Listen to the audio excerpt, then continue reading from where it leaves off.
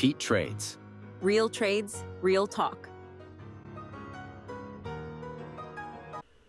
Hey everybody, welcome back to another video. So in this video, I'm just going to try and provide a realistic roadmap for how to be a successful trader, like how to get to that level from starting from scratch, or maybe you're already on your journey, but I think this is just going to serve as a good general blueprint for how you can actually get there. So the first thing, you got to have a mindset for it. You have to realize that trading is not a get-rich-quick thing. Trading is going to take a long time for you to be successful at it. You have to treat it, as retail especially, you have to treat it like you're earning a 4-year Bachelor's of Science degree at a university. Trading is very hard. If it was easy, everyone would do it. If it was easy, everyone would be a trader. You wouldn't get paid very much money. Because if you're, just think about it, like the reason it pays so well is because it's so dang hard. The hardest jobs in the world, doctor, lawyer, they pay the most because they're super hard. They require a bunch of training, a bunch of technical knowledge, and trading is kind of similar in the regard that, maybe it doesn't require nearly as much technical knowledge as being a doctor or a lawyer, but it's really hard, like dealing with the emotions of trading and learning to be patient and to be disciplined to your plan and to actually have a plan. Because as Lance Brightstein says, most people in retail, their biggest issue is they just don't have a real plan. I thought I had a real plan for a long time, but I did not have a real plan at all.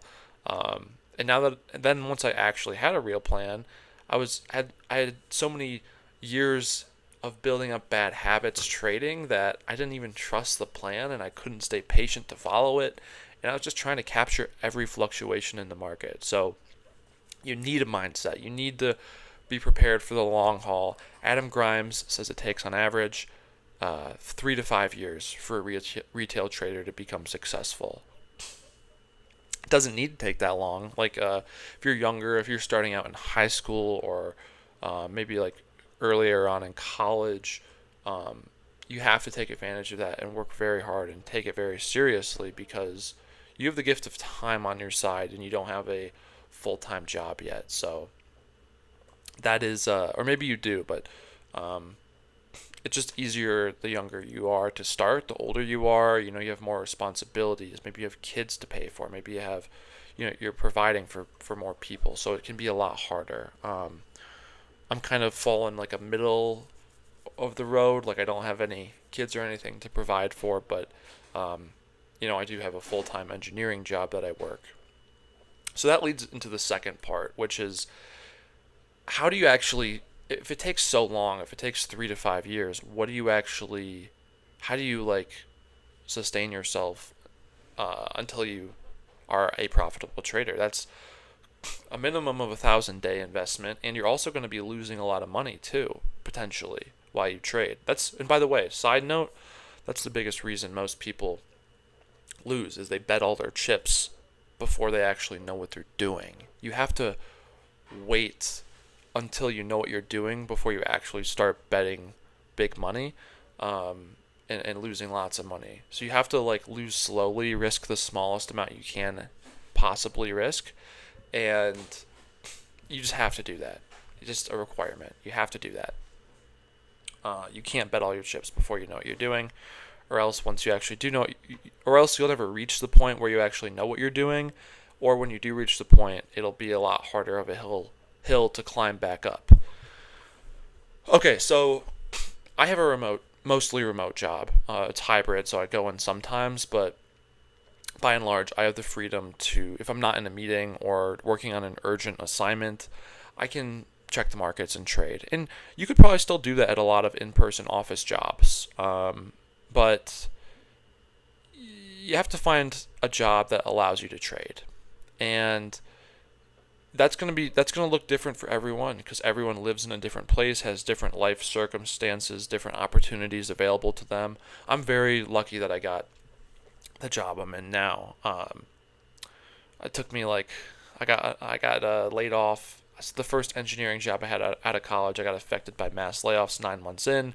I was unemployed for 4 months, and I had to apply to over 400 jobs. The market for my type of engineering is not good, and it sucked being unemployed. But luckily, Colorado has pretty good unemployment benefits. I paid taxes into that, so I was able to collect some unemployment for 4 months while I did my job search and found my new job. So really lucky in that regard. But it's besides the point. That's a tangent. You have to, if you can't find a remote job, I would say that what I would do is I would Uber in the morning. So like maybe the Denver airport is super far away from Denver, so one ride to the airport and back, probably you could get like 25 to 30 bucks per ride. You gotta subtract gas and vehicle depreciation, but still, make a little money, enough to buy food for the next day or two. And then at night, I would try and find a restaurant job, especially at a nice restaurant, because you get into a nice steakhouse, you can make $50 an hour. Um, that's like, you know, really good. Or even just like an average, like nice restaurant, you can do pretty well as a waiter.